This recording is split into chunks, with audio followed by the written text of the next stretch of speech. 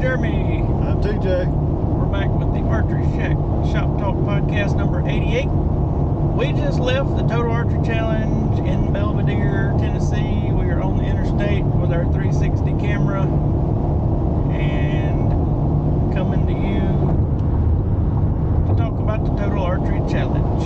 Yep. Hope y'all are doing good. Hit the subscribe button if you're new here. Met a lot of people at the Total Archery Challenge. A lot of folks said they'd seen us on the YouTube. I thought that was cool. Yeah, it was.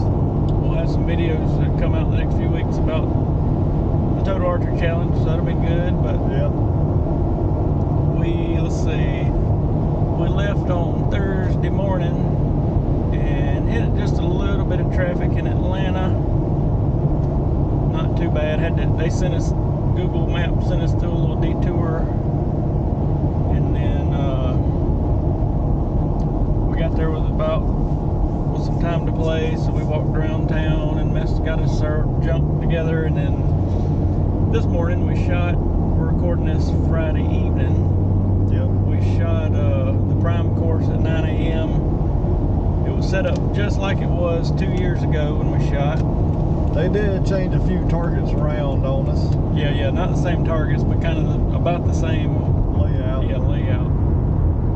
But overall, it was good. Weather was nice. Yeah. Kind of mid 60s, little breeze. Let's see. Our longest shots were 115 yard. What was it? I had 112 on my rangefinder, 112 yard line. Yeah. Then we had the old 100 yard mooser. Yep. But that was the longest shots. We started out of the gate with some 30 yard shots. Kind of took us by surprise. We figured they'd be stretched out, which I mean most of them were, but had several that were extreme up and down hill type deals. Pretty much it averaged anywhere between 55 and about 85 yards on average. But I would say as far as the prime course goes, at least the one we've shot, I mean, I feel like average Joe would be fine shooting it. I mean, as far as getting up and down the hills and all. I mean, there's a few spots where it got a little rough terrain, and as we were on the way out, they were going to collect somebody that had got injured and fell down the mountain. But I mean, I don't think average Joe would have too much trouble. No, I mean, it was... The Sitka course, though, at least in Tennessee, that's the one that she's rough. And then they say, I can't remember which one it is, because they renamed them, but I think it's the Yeti course. They say that it's like 25 to 75 yard shots, but those are the extreme uphill and downhill shots. I seen some pictures of some people that shot it last time, and it was some serious stuff. So yeah, we ended up walking, we said about 6 miles. Yeah. And didn't really lose no arrows, so that was good. I mean, it wasn't that bad, but we had some unfortunate folks, a couple of groups behind us that lost every arrow they had. Yeah, and I think the group behind us said that they didn't start out but with about 5 arrows total. They go. Yeah. The biggest thing is and we can only talk about the Tennessee shoot because we haven't shot any of the other ones. But with the longer distances, like there's one shot that you'll see. Me and Jeremy both did. They had a log coming out of right in the way, and I would have swore up and down that I was clear of it, and my arrow just barely hit it and shot it straight down about 3 foot in front of the target. Yeah, we both clipped it. That's one of them, like, it was a neat shot, but every person that was shot behind us hit it. Yeah. So it's like, there should at least be something saying, hey, you might want to kneel down and shoot this one. I mean, it was a big old hole, but you're shooting, what was it, about 65 yards? Yeah. So it went up trajectory and hit it, but... Which, I mean, the fallen tree was not... It was probably about, what, 25, 35 yards, somewhere in that range in front of us. but you would think, I didn't think nothing about kneeling down. John Partain, he shot with us. He, you know, he sat down on his stool and he cleared it no problem. Yeah. I should have maybe done the same thing, but wasn't thinking. I figured we'd have cleared it. Another one I enjoyed that everybody around us had trouble with, they had a target, I think it was about 60, 70 yards, and you, literally, there's a hill that went over before you got to the target, and you had to aim at the very, very, very top of the hill in the dirt to hit the 10 or 12 ring. But of course nobody wanted to do that. But I was trying, well, I didn't go into no long theory, but I was talking to John about it, and I was like, people don't understand, especially at 70 yards, that arrow is arcing way up, you know. So I aimed at the dirt and nailed it. And they were all talking about, it was kind of funny that their yardage was off, and they shot high, and I'm like, no, y'all just didn't hold where we needed to hold. But that dang total archery, it's something else. Definitely check it out. There's one that comes near you. I know it goes to Pennsylvania. It goes all over. There's about 10 of them now. Pennsylvania, Texas, here, all over the West Coast, and South Dakota, and I don't know where all, but check it out. Let me think. Questions. What do we got from people? I can't remember the guy's name, but he was asking about what was a good rangefinder and what's a good set of binoculars to have. It's according to what you're doing with it. I mean, because like, you can get a $100, $120 rangefinder, but from what I've tinkered with them, they're kind of junk. Yeah. I had carried a few of the cheapest Halo deals in the shop one year, and I mean, it was a black target, would not pick up. If the light was weird, it would not pick up, so I didn't mess with them anymore. But now for an average backyard shooter, that's fine. Yeah. I'm running a Archer's Choice Nikon. Yeah. I mean, you've seen videos of where I shoot with glasses. You know, that's just, if you shoot with glasses, the biggest thing is if you can go and try them out, take your glasses if you don't wear them all the time, put them on and use it to make sure that eyepiece, because I know I've had some that's had like a little rubber on the eyepiece that would come out to where it would block sunlight or whatnot, and I couldn't get a good picture of the target. I think I've had that rangefinder now probably, shoot, 7-8 years. I think I give around $250 for it. Binoculars, you know, me and Jeremy's running the Alpins. They're a good, budget-friendly. I'd put those Alpins up against binoculars 2 and 3 times their price. I really would. I mean, you can spend $1,000 on some binoculars, and a lot of them will gather more light and that sort of thing. But as far as these things are pretty crisp, clear. I've been happy with them. On the rangefinder, back to that real quick. If you're shooting 3D, you got to have one that'll pick up on a black target. Exactly. That's the biggest thing. So you're gonna spend $200, $300+ $100, you know. So just go. What we've been telling people is if they go to a, you know, like a box store and whatever, get the demo model and find something black. Yeah, find something black on the wall or wherever and click it and make sure it works, because that's the big deal with 3D. As far as hunting goes, you know, sometimes you can get away with the cheaper one. I would get one with the angle compensation. You know, if you're shooting way uphill or downhill, it'll go ahead and add or take away the yardage, let you know what to set your sight on. Which I think most of them now come with that angle intelligence stuff. But yeah, you know, it's one of those, you get what you pay for. Yeah. I need to upgrade mine. Mine's 10+ years old, which it works pretty good, but it's getting old. I need to do something. Somebody was asking about, I guess what they were at, the way to put it would be, they're shooting 3D, their local club didn't have like a speed limit. You know, they were kind of saying, should they go a higher poundage to not worry about arrow drop and all that. I'm guessing they're talking about unknown yardage as well. sort of thing. Like ASA has in the pro classes, the ASA has a speed limit. The IBO does not. So a lot of the pros will really jack up their poundage. You know, shoot 70 or maybe even more pounds at the IBO because they're guessing yardage, and they know that extra oomph will help them if they're off a couple yards. So it's up to you. I mean, feet per second wise, I mean, you want to stay comfortable. Yeah. You know, if you're struggling to hold the bow back, then you're just defeating the whole purpose. But yeah, if you can bump your poundage up a little bit or whatever to get a little extra feet per second, and there's no limit, and you're judging yardage, go for it. Of course, if it's known yardage, it don't make a hill of beans. So that's why I haven't figured out why they have a speed limit in known yardage.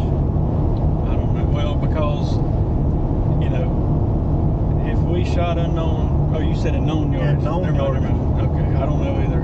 Yeah, no, I understand the unknown because you know that's all we ever shot was unknown before the known come around. But you know, I think it's ASA is what 280 plus or minus 3% chronograph error. Yeah, I don't think I hadn't even read the rule book in about 2 years. They could have bumped it, but I think that's it still. It's that forever, which puts you at about 288. But you know, with known yardage, I don't know why there's a speed limit. I really don't, because you already know the yardage. Speaking of ASA, man, there's some people wound up about them couple calls. Yeah. Where was they at? Texas. Yeah. Levi, you can watch the video on the competition archery media thing, but the pro shoot off, Levi had fired off 2 arrows. I posted it on the shop Facebook page, and good Lord, I don't think I've ever had so many comments, but they were obviously out and they got called in, and then in one of the ladies shoot offs, I think they called something, was it an 8 and it was a 5 or something like that. It was a pretty big deal. And so ASA put out a statement yesterday saying, I'm curious to see if they don't have the close-up cameras at this next one, or different angles or something, but it pretty much said, you know, the camera can't show you what the person's seen. But I agree, if it was real close, I would agree, but there's obvious foam between, I mean, so I don't know. There was one, I can't remember which target it was, but there was one that to me it looked like there was I don't know how they put the rings on the target, but to me it looked like at the very bottom of it, it looked like it had come, whenever they made the form of it, it kind of smeared the line down a little bit. And that, you know, I wasn't there looking at the air or anything like that, but I could see that one. But the other shot, yeah, it was. This was great. I mean, we're talking $10,000, $20,000 on the line here. You know, it's not like it's just some backyard deal. But yeah, I guess it ain't our decision to call. I threw it on the old Archeryshack page because I'd seen a lot of talk about it online, and I think probably got a couple hundred comments. Most everybody said it's out, it's out, it's out. But yeah. Anyway, I thought that was interesting, and I'm curious to see what they're gonna change. They also at that last ASA were playing with new foam. In the targets from Delta, and had a lot of trouble. I mean, you can even watch the shoot down. They couldn't hardly get them arrows out of the targets. Yeah. So that hopefully will change back. I don't know why wouldn't you want soft foam? I mean, I don't know if it lasts longer or. I don't know. I ain't figured that one out yet. I mean, that's one of the reasons I like Reinhardt. It's a real soft, rubbery foam. It seems like they last forever. And I think the Reinhardts, at least from a competition standpoint, are harder to shoot because they have fur. They have more detail. Yeah, more detail molded into the fur and all that, and then you can't really. I mean, nothing against Mackenzie, but Mackenzie's, if you can see the core, and you usually can, then you can figure out where everything's at really without binoculars. Yeah, but I know, you know, like the R100 and Total Archery, they run the Reinhardt targets, and you know that 85-yard buffalo we shot. You know, it was a good little ways, but even with binoculars, with the detail and everything on it, it was a tough look to find the scoring rings on it. So yeah. Agreed. Somebody had sent in a question a couple weeks ago. I don't remember. I don't think we talked about it before, but they were pretty much saying they wanted to shoot in indoor stuff, you know, like an indoor bow? And would it be more beneficial to have more or less let off? And I think they said they had like an old Martin, like a real old Martin. Yeah.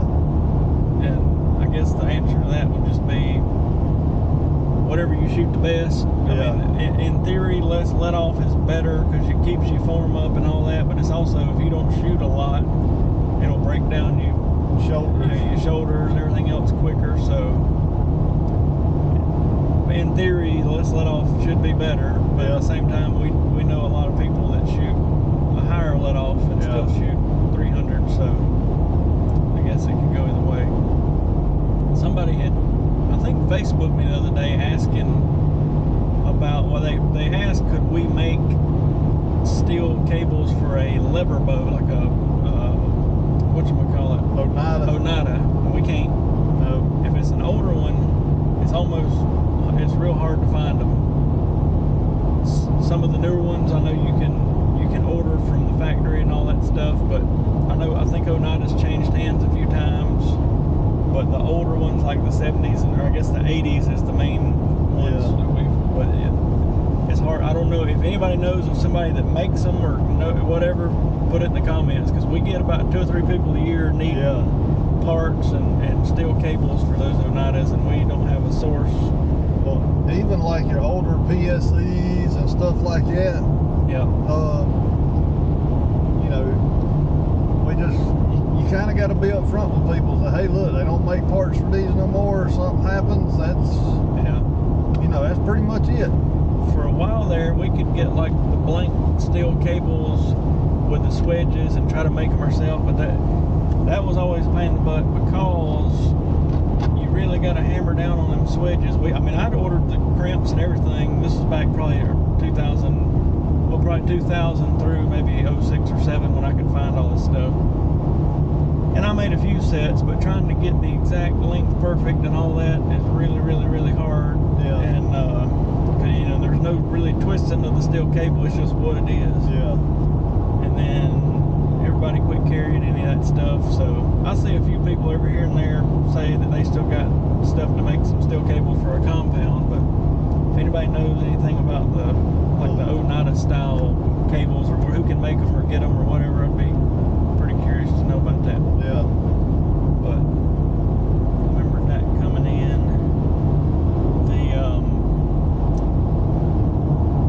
Back to the total archery topic. We both hadn't really shot what you'd consider more of a hunting style bow, at least in a competition, in a long time. Oh yeah. But I guess the last time we did would have been the Reinhardt, like 3 or 4 years ago. Remember that? But it's a definite different feel to what I'm sort of used to with a long bar tournament bow. I didn't put a lens in my Fast Eddie. TJ did. That's a whole nother feel with no lens, that sort of thing. But I would definitely suggest sighting the bow in out to 120 if you're going to a total archery challenge. Yeah, I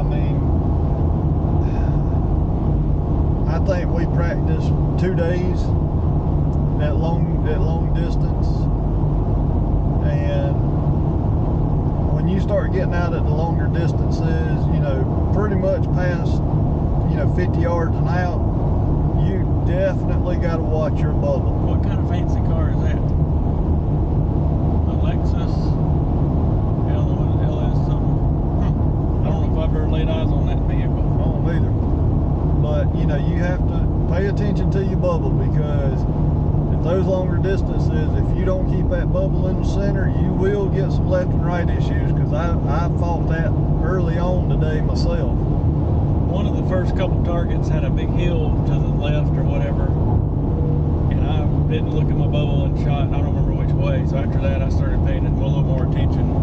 But even past the bubble with that bow with the short stabilizer, I felt like I really needed to hold that thing on the target where I wanted it until that arrow got to the target, because I could tell if I moved, that's where the arrow went. Yeah. And you getting some of into these shorter brace heights, and that's got a little bit to do with it too. But you just gotta that's where we messed up at. We should have been practicing a whole lot longer than what we did. But Yeah. you know, if you're able to practice out somewhere to 100, 120 yards, you need to be shooting that distance, because it 60 and out, or really about 50 and out, and then really paying attention to that bubble. We need a name for the archery hip people. Yeah. We see them. We seen them. A lot of them today. We see them at the ATA show. And here's what the archery hip person looks like and does. One, most of them have on the rhinestone blue jeans with the rhinestone on the asses of them. They look stupid. Two, they got on the line dancing looking boots. Most of them have a beard. Now we're bearded, but not. They got the beard, the slick look. They got the highest end of camos on, the Sitkas and that sort of thing. At the Total Archery, most of them had a $500 backpack of some sort. I remember when we got there this morning, I was like, good God, what are these people? I don't know, but I guess if you can afford it, and I do know that some of that higher end camo, you know, you can get into your medium base, your lightweights, your medium weight, and your heavyweight for different elements and everything. But you know, we went in t-shirts and shorts and just regular old little hiking boots. I mean, we were shotgunning beer by the second target. I'm kidding. But anyway, I just thought it was funny. The archery stereotypes. There's a definite whatever out there. I can't deal with it. But well, it's changed since we was, and that's bad to say. That means we're getting old. I know it.